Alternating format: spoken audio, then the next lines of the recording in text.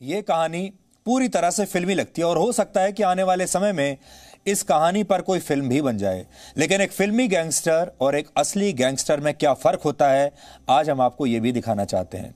फिल्मों के जरिए इस गैंगस्टर शब्द को बहुत ग्लैमराइज कर दिया गया है। फिल्मों में जो गैंगस्टर आप देखते हैं उन्हें बहुत ताकतवर और आकर्षक रूप में दिखाया जाता है, लेकिन असल जिंदगी के गैंगस्टर विकास दुबे की तरह कायर और डरपोक होते हैं, जो या तो जीवन भर भागते रहते हैं या जीवन भर छिपते रहते हैं, और फिर उनका अंत भी यही होता है जो विकास दुबे का अंत आज हुआ है। आपके मन में भी विकास दुबे की छवि शायद ऐसी ही बनी होगी जैसा गैंगस्टर आपने फिल्मों में देखा होगा, लेकिन असल जीवन में गैंगस्टर कैसा होता है यहां आप देखिए। इसके चेहरे पर मायूसी छाई हुई है, इसके चेहरे पर डर है, यह मरने से डरता है। और असल में गैंगस्टर विकास दुबे जैसे होते हैं जो समय आने पर एक मामूली से गार्ड के हत्थे ही चढ़ जाते हैं। लेकिन अपराध और अपराधियों को ग्लैमराइज करने का नतीजा यह होता है कि जब छोटे मोटे अपराधी अपराध की दुनिया में कदम रखते हैं तो वो सब एक ना एक दिन मशहूर कुख्यात गैंगस्टर बनना चाहते हैं, क्योंकि अपराध की दुनिया में कुख्यात गैंगस्टर को सबसे बड़ी पदवी माना जाता है, क्योंकि उसका डर चारों तरफ होता है। लेकिन सवाल यह उठता है कि विकास दुबे की यह हालत और कद काठी देखकर भला कोई इससे कैसे डर सकता है। आपको अपनी आंखों पर यकीन नहीं हो रहा होगा जब आपने विकास दुबे की यह तस्वीर देखी होगी कि गैंगस्टर, ये वो गैंगस्टर है जिसने 8 पुलिस वालों की हत्या कर दी। जबकि सच यह है कि अगर यह आदमी आपको कहीं आते जाते मिल गया होता तो शायद आप इसे गंभीरता से भी नहीं लेते। लेकिन दुख की बात यह है कि ऐसे मामूली अपराधी बाद में बड़े अपराधी बन जाते हैं और हमारा सिस्टम पहले दिन से ही इनके सामने, ऐसे अपराधियों के सामने सरेंडर कर देता है। और इस आदमी ने, ये जो आदमी आपको दिखाई दे रहा है, जिसकी ना कोई कद काठी है, ना ये 50 मीटर भागने की स्थिति में भी है, इसके पास ना कोई शैक्षिक डिग्री है, 55 वर्ष इसकी उम्र है। इस आदमी ने बड़े बड़े आईपीएस अफसर, बड़े बड़े ट्रेंड पुलिस वाले जिनके पास अत्याधुनिक हथियार हैं, जिनके पास ट्रेनिंग है, जिनके पास तजुर्बा है, उन सब लोगों को इस मामूली से जोकर जैसे दिखने वाले अपराधी ने 30 साल तक छका के रखा। और यही हमारे सिस्टम की बेचारगी है। अब आप देखिए, इस जैसा आदमी ये 30 साल तक हमारे देश के बड़े बड़े तजुर्बेकार पुलिस वालों के हाथ में नहीं आया। वो पुलिस वाले जिनकी ट्रेनिंग पर हम लाखों रुपया खर्च करते हैं, वो पुलिस वाले जिन्हें अत्याधुनिक हथियार दिए जाते हैं, जिन्हें खाकी की वर्दी पहनाई जाती है, जो खाकी की वर्दी अपने आप में ही अपराधियों के लिए डरने के लिए काफी होनी चाहिए।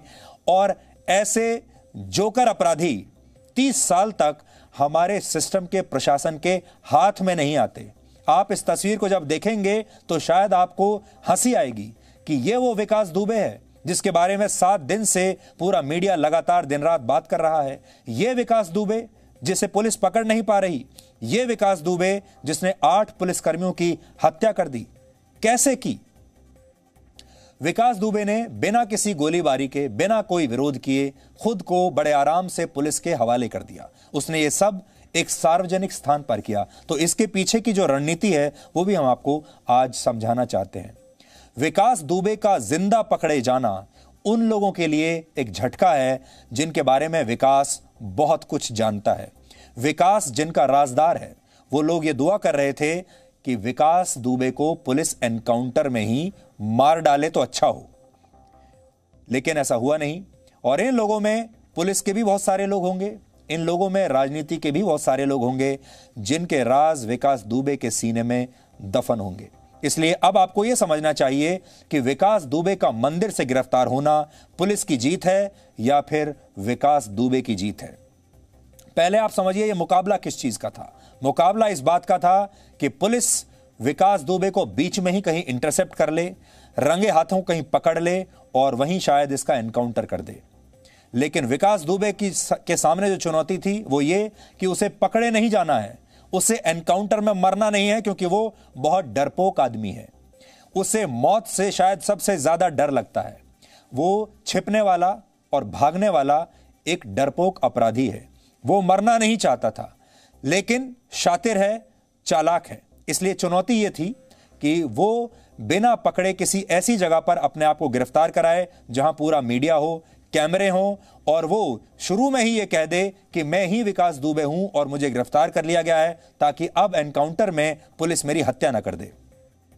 अब पहली बात यह कि विकास दुबे के सीने में बड़े बड़े और ताकतवर लोगों से जुड़े राज दफन है। इसलिए बहुत सारे लोग उम्मीद कर रहे थे कि उत्तर प्रदेश पुलिस पहले ही उसे एनकाउंटर में मार गिराएगी और उसके बाद सब सुरक्षित हो जाएंगे।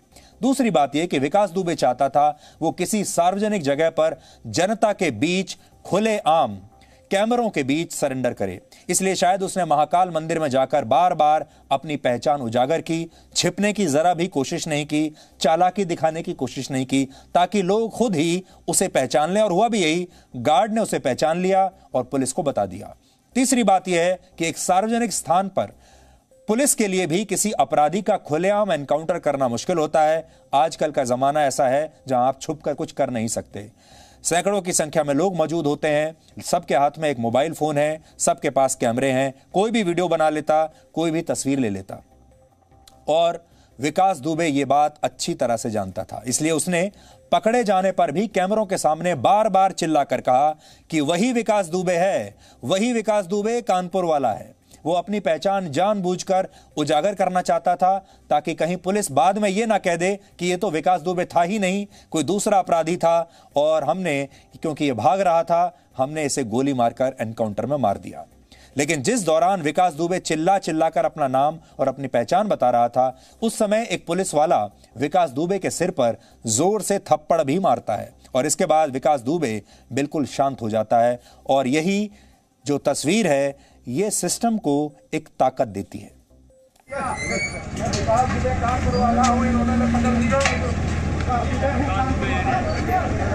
मैं विकास दुबे हूँ, कानपुर वाला।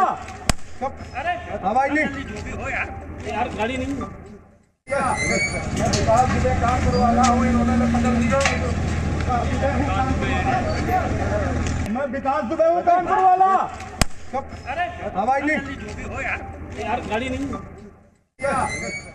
तो चालाकी में कोई कमी नहीं है विकास दुबे की। और विकास दुबे ने जानबूझकर एक मंदिर को चुना। यह भी आप देखिए, वो चाहता तो किसी बाजार में भी गिरफ्तार हो सकता था, वो चाहता तो किसी और जगह पर भी गिरफ्तार हो सकता था, किसी होटल में भी गिरफ्तार हो सकता था, लेकिन उसने बड़ी चालाकी से एक धार्मिक स्थल को चुना, एक मंदिर को चुना, यह सोचकर कि मंदिर में तो कम से कम मेरा एनकाउंटर नहीं करेंगे और वहां लोग भी इतने ज्यादा होंगे। इसलिए उसने जितनी भी कैलकुलेशन है सारी की सारी अपने दिमाग में बैठाई और बहुत सोच समझकर यह तय किया कि आज सुबह मंदिर के बाहर अगर उसकी गिरफ्तारी हो जाए तो ठीक रहे, क्योंकि उसको मरने से बचना था, मरने से बड़ा डर लगता था। अब सोचिए, ऐसा आदमी जिसने इतने सारे लोगों को मार डाला, हत्या कर दी, उसे खुद उसके मन में मौत का कितना बड़ा खौफ है। अमेरिका के मशहूर मुक्केबाज माइक टायसन ने एक बार कहा था, everybody is a gangster until they get punched in the mouth. यानी तब तक हर छोटा मोटा अपराधी भी खुद को गैंगस्टर ही मानता है जब तक उसे जोर से चेहरे पर एक मुक्का नहीं पड़ता। हर अपराधी जब अपना करियर शुरू करता है तो यही सपना देखता है कि एक दिन वो बहुत बड़ा गैंगस्टर बनेगा और लोगों में उसका खौफ होगा। लेकिन असल में आम लोग ऐसे अपराधियों को देखकर शुरू में तो डरते हैं, लेकिन जब अपराधियों को ऐसी स्थिति में देखते हैं तो आम लोग उन पर हंसते हैं।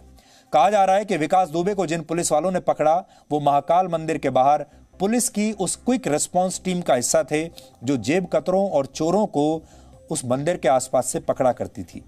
विकास दुबे ने कभी सोचा भी नहीं होगा कि बड़े बड़े पुलिस अधिकारियों को चकमा देने के बाद उसे एक दिन किसी छोटे मोटे जेब कतरे की तरह इस तरह धर लिया जाएगा।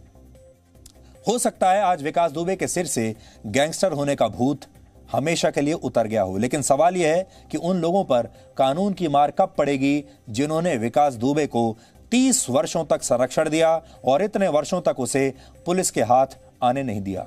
इन लोगों के गुनाहों का हिसाब कौन करेगा और इन लोगों के गुनाहों का हिसाब कब होगा?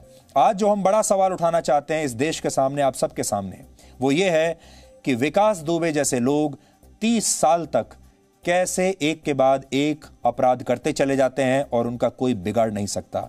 जब तक पुलिस उसके साथ ना मिली हो, जब तक प्रशासन के लोग उसके साथ ना मिले हों और जब तक अहम बड़े फैसले लेने वाले नेता उसके साथ ना मिले हों, तब तक विकास दुबे जैसे अपराधी का 30 साल तक ऐसे ही अपराध करना नामुमकिन है, असंभव है।